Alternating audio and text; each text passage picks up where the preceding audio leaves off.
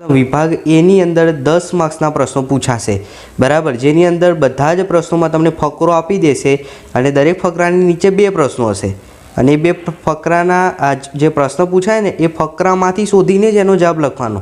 અને જો તમને કંઈ જ ન ખબર પડે ને તો પણ તમને ફકરામાંથી જે ઈચ્છા લાગતો હોય બરાબર એ જવાબ લખજો, ખાસ કહું છું બરાબર. પરંતુ અહીંયા આપણે તમને સમજાવીશું એટલે તમને ફકરાના પ્રશ્નોમાં કોઈ જ તકલીફ નહીં પડે.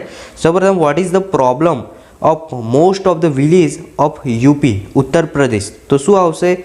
In rural Uttar Pradesh over 60% of households are without power. બરાબર છે. Is a problem. પહેલાં તો શું લખવાનું? અહીંયાથી ચાલુ કરવાનું કે ઇન રૂરલ ઉત્તર પ્રદેશ એરિયા છે, over 60% of households are without power. પછી અહીંયા લખવાનું કે is the problem of most of village of UP. બીજો પ્રશ્ન છે, how has MGP solved the problem of Sitapur? તો લખો, MGP has connected more than 3500 customer to solar power minigrids at a village level. Simple છે. તો અહીંયાથી એમજીપીથી ચાલુ કરવાનું, અહીંયાથી લઈને અહીંયા. કંઈ જ ના ખબર પડતી તો પ્રશ્નમાં જે શબ્દ મેચ થતો હોય, દાખલા તરીકે અહીંયા જો યુપી, તો આખા ફકરામાં યુપી ક્યાં છે? તો અહીંયાથી, તો એના પરથી ખબર પડી જાય કે અહીંયા સુધી વાક્ય આવે બરાબર. ત્યારબાદ અહીંયા એમજીપી, તો એમજીપી આવી રહ્યું, તો એના પરથી ખબર પડી જાય અહીંયા સુધી વાક્ય લખવાનું છે. ખબર પડી ગઈ? એટલે કોઈ પણ ફકરાનો પ્રશ્ન પૂછાશે હવે તમને 100% આવડશે. એવી રીતે આ ત્રીજું, ચોથું, પાંચમું, છઠ્ઠું બધાના તમને આરામથી આવડી જશે બરાબર. કોઈ જ પ્રોબ્લેમ નહીં પડે, આવડી જશે તમને બરાબર. માટે હું તમને અહીંયા સોલ્વ નથી કરાવતો, આ તમને 100% આવડશે. આ એક છે 7મા નંબરનું, કમ્પ્લીટ ધ સેન્ટેન્સ, એવું તમને કરાવી દઉં છું. કારણ કે આખું પેપર જે છે એ બહુ લાંબો વિડીયો થશે. જે મહત્ત્વનું છે એવું બધું સમજાવીશ, કારણ કે ફકરાનું મેં તમને કીધું એ રીતે હવે તમારે કરવાનું છે. ચલો, Devayani fail in love with catch as he. તો અહીંયા શું લખવાનું? હી વોઝ, એ કેવો હતો? Young, handsome and very intelligent બરાબર. એ તમારો જવાબ આવશે બરાબર. તો અહીંયા શું લખવાનું? હી વોઝ યંગ, જો આવી રહ્યું, he was young, handsome, very intelligent, બસ આટલું લખવાનું. ત્યારબાદ 8મો પણ આવડી જવો છે, 9મો 10મો એકદમ ઇઝી છે બરાબર. ચલો, હવે વિદ્યાર્થી મિત્રો આગળ 11મો પ્રશ્ન છે. ખાસ આ જે છે ને શોર્ટ નોટનો આ પ્રશ્ન છે, એ તમારી જે ટેક્સ્ટ બુક છે એની અંદર જેટલી પણ શોર્ટ નોટ છે એ ખાસ તૈયાર કરી દેજો, એકવાર વાંચી લેજો. અને તમને અહીંયા આ રીતે જુઓ, પ્રશ્ન આ રીતે આપેલો છે, આના ફોર્મામાં તમે શોર્ટ નોટ તૈયાર કરશો એટલે આ રીતે જે ક્વેશ્ચન આપ્યા છે એના આન્સર આપશો એટલે 3માંથી 3 માર્ક્સ પૂરેપૂરા તમને મળી જશે. 2માંથી કોઈ પણ એક શોર્ટ નોટ લખવાની રહેશે અથવામાં પૂછાશે. મધર અ વન્ડરફુલ ક્રિએશન અને આ જે રાજમિંગ ધ 17 હ્યુમન રોબોટવાળું છે, આ બંને શોર્ટ નોટ તૈયાર કરજો. અને એમાં મધર વન્ડરફુલ ક્રિએશન આ પૂછાવાના ચાન્સીસ છે આ વખતે બોર્ડની પરીક્ષામાં 100%. મધર વન્ડરફુલ ક્રિએશન ખાસ કરજો. ત્યારબાદ વિદ્યાર્થી મિત્રો ખરા ખોટા ખાસ જોઈ લેજો બરાબર. તમને અહીંયા કરાવી દો. પહેલું વિધાન છે, the black powder was invent in India. Yes, સાચું છે. ત્યારબાદ the weaver bird is consider a scavenger. તો વિધાન કેવું છે? સાચું છે. 13મું છે, the railway station was build by the strong reserve the village of Tajnagar. તાજનગરના વિધાન કેવું છે? ખોટું છે. If you see and learn something it will in your memory for long period. વિધાન કેવું છે? સાચું છે. ક્લિયર? તો પહેલાં 2 સાચા, ત્રીજું ખોટું, ચોથું સાચું. હવે સેક્શન બી, પેરેગ્રાફ આપ્યો છે, એના પરથી ક્વેશ્ચન આન્સર આપવાના છે બરાબર. પરંતુ આમાં પોએમ જેવું છે એટલે થોડું તમને તકલીફ પડશે પહેલાં કરતાં, પણ નહીં તકલીફ પડે. હમણાં મેં કીધું એ રીતે કામ કરવાનું છે.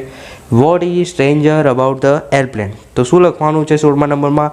વોકિંગ ઓન ધ રોડ લખવાનું છે. જવાબ શું આવશે? Walking on the road. મેં તમને હમણાં પણ કીધું, તમારે શું જોવાનું? વાક્યમાં એક શબ્દ પકડવાનો. તો અહીંયા આપણે એરપ્લેન પકડીએ. હવે આ જે ફકરો છે એમાં એરપ્લેન ક્યાં છે શોધી કાઢો. તો જો એરપ્લેન, તો એના પરથી ખબર પડી જાય. શું લખવાનું? Walking on the road. બસ આટલો તમારો જવાબ. અને અહીંયાથી આખું વાક્ય બનાવી દેવાનું. ત્યારબાદ જુઓ ખાલી જગ્યા 17માં, the cow is shown bold here as C dash give reason. Reason આપો. તો લખો, is having a conversation with lion. શું આવશે? એ લાયન જોડે જે છે કન્વર્ઝન વાતો કરતી હતી. તો કે તો અહીંયા તમે જોઈ શકો છો, the lion having a conversation with the cow. તો તમારે શું લખવાનું? અહીંયા કાવ છે માટે કાવ માટે આપણે સી વાપરી શકીએ કે ધે વાપરી શકીએ, કોઈ પણ શબ્દ તમે અહીં લઈ શકો છો. અહીંયા આપણે શું લખીશું? ઇઝ લખીશું. ઓકે, કાઉ છે માટે તો લખો સી, પછી લખો ઇઝ. સી લખેલું છે એટલે સી લખવાની જરૂર નથી. સી પછી is having a conversation with કોની જોડે? તો લાયન, કારણ કે કાઉ તો અહીંયા છે, વિથ ધ કાઉ ના લખાય, વિથ લાયન આવશે. ઓકે, તો એ તો થોડું તો તમને આવડવું જોઈએ, એકદમ ઇઝી જ છે. પછી ડિસ્ક્રાઇબ ધ સન, એ પણ તમને આવડી જશે. શું લખવાનું? A one eye son is on the black tree. Clear? ચલો આગળ જુઓ. 18મા નંબરનો પ્રશ્ન છે, પેરેગ્રાફ આપેલ છે. બરાબર, ક્વેશ્ચનના આન્સર તમને આવડી જશે, એકદમ ઇઝી છે. વિદ્યાર્થી મિત્રો, એક પણ ક્વેશ્ચનનો આન્સર જે છે ના આવડે એવું બને નહીં, બધા ઇઝી છે. ફકરા ઉપરથી શોધવાનું છે. હવે આના 5 માર્ક્સ આપણે લેવાના છે દરેક વિદ્યાર્થીએ પરીક્ષામાં. આવો તમને ટેબલ હશે, ચાર્ટ હશે અથવા એડવર્ટાઇઝમેન્ટ, ન્યૂઝપેપર ગમે તે તમને ચોરસમાં ડેટા આપી શકે, પણ આપણે આ નીચેના પ્રશ્નો જોવાના છે અને આના ઉપરથી.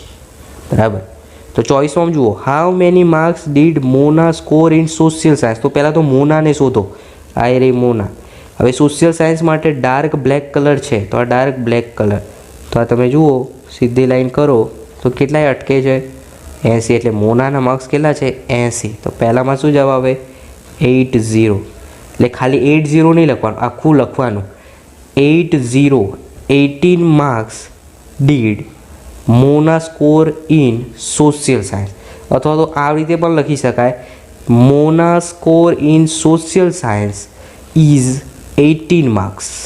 બરાબર, ખાલી 18 માર્ક્સ લખો તો પણ ચાલશે. 25મું છે, which subject seems somewhat difficult to the student? એટલે કે એવો કયો સબ્જેક્ટ છે જે વિદ્યાર્થી માટે અઘરો છે? એટલે હવે સૌથી ઓછા માર્ક્સ આવ્યા હોય એવો સબ્જેક્ટ જુઓ તમે, તો તમને ખ્યાલ આવશે. ઓકે, તો તમે સ્ક્રીન ઉપર જોઈ શકો છો. તો આની અંદર શું જવાબ આવશે? ઇંગ્લિશ. બરાબર, ડાર્ક કલર તમે જોઈ શકો છો, જે થોડું ડિફિકલ્ટ પડે વિદ્યાર્થીઓને. ડિફિકલ્ટ જે છે એ કયો સબ્જેક્ટ છે? ઇંગ્લિશ. તો અહીંયા તમારે જવાબ શું લખવાનો છે? ઇંગ્લિશ. તમે જોઈ શકો છો એકદમ પેલું ગ્રે કલર કરતાં પણ એકદમ લાઇટ કલર જુઓ. આમાં ઇંગ્લિશમાં આટલા જ માર્ક્સ છે. બરાબર, આના રુસિલના થોડા વધારે છે, પણ એટલા બધા પણ વધારે નથી. સમજો છો? એટલે ટફેસ્ટ સબ્જેક્ટ છે તો કયો છે? ઇંગ્લિશ. તો અહીં જવાબ શું આવશે? ઇંગ્લિશ. ચલો ત્યારબાદ છે the lowest marks in Gujarati is scored by. એટલે ગુજરાતીમાં સૌથી ઓછા માર્ક્સ કોને આવ્યા છે? તમે અહીં જોઈ શકો છો, ગુજરાતી માટે આવો કલર છે પહેલા નંબરનું, તો ગુજરાતીમાં આને તો વધારે છે, આનું થોડું લોસ છે. બરાબર, તો કોણ આવશે? દીર્ઘા. તમારો જવાબ શું આવશે? Dirgha is lowest marks in Gujarati is scored by. કેટલો કર્યો છે સ્કોર? તો 16, 60. ઓકે, ક્લિયર થાય છે હું શું કહેવા માગું છું? ઓકે, તો સ્કોર બાય કોણ આવશે જવાબ? દીર્ઘા. ત્યારબાદ 27મો છે, who is the cleverest among the student? Clever કોણ છે? બધા વિદ્યાર્થીઓની અંદર સૌથી સારું પ્રદર્શન કર્યું, ક્લેવર, હોશિયાર, તો કોણ છે? રુસિલ. આન્સર રુસિલ. ત્યારબાદ 28મો છે, how many subject are indicated in the graph? ગ્રાફની અંદર કેટલા વિષય છે? તો જુઓ 1, 2, 3, ગુજરાતી, સોશિયલ સાયન્સ અને ઇંગ્લિશ. એટલે જવાબ શું લખવાનું? તો there are 3 subjects indicated in the bar graph. Okay, ચલો પછી ફરીથી ફકરા ઉપરથી પ્રશ્નોના જવાબ આપવાના છે. તો વિદ્યાર્થી મિત્રો, ઇંગ્લિશનું પેપરમાં તો તમને વાંધો જ નહીં આવે, કારણ કે 25 થી 30 માર્ક્સ તો ફકરાના ઉપરથી તમારે જવાબ લખવાના હોય છે. બરાબર છે, એટલે એની અંદર કોઈને કોઈ પ્રોબ્લેમ ન પડવી જોઈએ. What is Neeraj achievement in Olympic? તો લખો, એની આન્સર આ રીતે આવશે. તમે સ્ક્રીન ઉપર જોઈ શકો છો કે a gold medal in Tokyo Olympic in 2020. શું કર્યું હતું? તો એણે ગોલ્ડ મેડલ મળ્યું હતું. ક્યાં મળ્યું હતું? Tokyo Olympic in 2020, 2020. બરાબર, તમે જોઈ શકો છો. શું લખવાનું? Gold medal in Tokyo Olympic in 2020, એટલે સુધી. ત્યારબાદ પ્રશ્નો પૂછ્યો છે, વેર ઓલિમ્પિક હેલ્ડ ઇન 2020? તો ક્યાં યોજાયો હતો? તો જવાબ શું આવે? ટોક્યો. ટોક્યો ઓલિમ્પિક, ટોક્યોમાં રમાયો હતો 2020. ત્યારબાદ 31મો પ્રશ્ન, how did Neeraj get invested in javelin? Okay, એ પણ આવડી જાય એવું જ છે. બરાબર. 32મો છે, whom did Neeraj dedicate his medal? તો કોણ આવશે? મિલ્ખા સિંહ. મિલ્ખા સિંહ, ભાગ મિલ્ખા ભાગ. ઓકે, મિલ્ખા સિંહ. ત્યારબાદ સેક્શન સી વિદ્યાર્થી મિત્રો એકદમ ઇઝી છે, જોઈ લઈએ સંપૂર્ણ, ખાસ ધ્યાન રાખજો. 33 નંબરનો જે ક્વેશ્ચન છે તમે સ્ક્રીન ઉપર જોઈ શકો છો, બરાબર. તો એની અંદર શું આવશે? ડિસ્ક્રાઇબિંગ એક્શન આવશે. ત્યારબાદ રિઝલ્ટ વોઝ ડિક્લેર્ડ, તો એની અંદર શું આવશે? તો ડિસ્ક્રાઇબિંગ પર્સન. જુઓ આ જે પહેલું છે માય કઝિન સિંગ વેલ, બરાબર, એની અંદર ડિસ્ક્રાઇબિંગ પર્સન આવે, સી આવે. અને આ લાસ્ટ વીકવાળું છે ને એ ડિસ્ક્રાઇબિંગ એક્શન આવે. અને હર વી હેવ ગોટ ઇટ 35, તો એની અંદર આવશે એક્સપ્રેસિંગ, ઓકે, એ આવશે. એટલે આ રીતે આન્સર બનશે. પહેલામાં સી, બીજામાં ડી, ત્રીજામાં એ. ચલો 36મું. તો 36માં જોઈ શકો છો તમારે સ્પેસિફાઈંગ ટાઈમ શોધવાનો છે. તો શું આવશે? I do my homework at 6 o'clock, જેની અંદર ટાઈમ બતાવ્યો એવું વાક્ય શોધવાનું. તો 6 વાગ્યાવાળું ઓપ્શન સી એ તમારો સાચો જવાબ આવશે. ઓકે. ત્યારબાદ 37ના ક્વેશ્ચનની અંદર શોઈંગ રીઝન એન્ડ રિઝલ્ટ, એટલે રીઝન એટલે બીકોઝ આવતું હોય એવું રીઝન, એને રીઝન કહેવાય. તો I get poor result because I don't like maths, option B આવશે. આમાં ઓપ્શન સી હતું, નીચેના 37માં ઓપ્શન બી.